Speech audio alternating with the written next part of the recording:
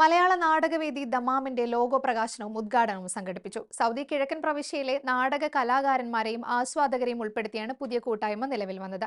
പ്രവാസികളായ കുട്ടികൾക്കും മുതിർന്നവർക്കുമിടയിൽ നാടകം പരിശീലിപ്പിക്കുന്നതിനും പ്രൊഫഷണൽ നാടകങ്ങൾ അവതരിപ്പിക്കുന്നതിനും ലക്ഷ്യമിട്ടാണ് കൂട്ടായ്മ രൂപീകരിച്ചത്.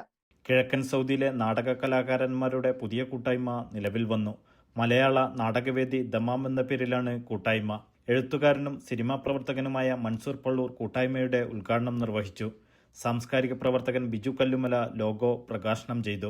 പ്രവാസി എഴുത്തുകാരൻ മാലിക് മക്ബൂൽ, ഷാജി മദ്ലകം, ജേക്കബ് ഉദുബ് എന്നിവർ സംസാരിച്ചു. പ്രവാസികൾക്കിടയിലെ നാടക കലാകാരന്മാർക്കാവശ്യമായ പരിശീലനങ്ങളും ശില്പശാലകളും സംഘടിപ്പിക്കുമെന്ന് സംഘാടകർ പറഞ്ഞു. കുട്ടികൾക്കിടയിൽ നാടകകലയെ വളർത്തിയെടുക്കുന്നതിന്റെ ഭാഗമായി പരിശീലന കളരികളും സംഘടിപ്പിക്കും.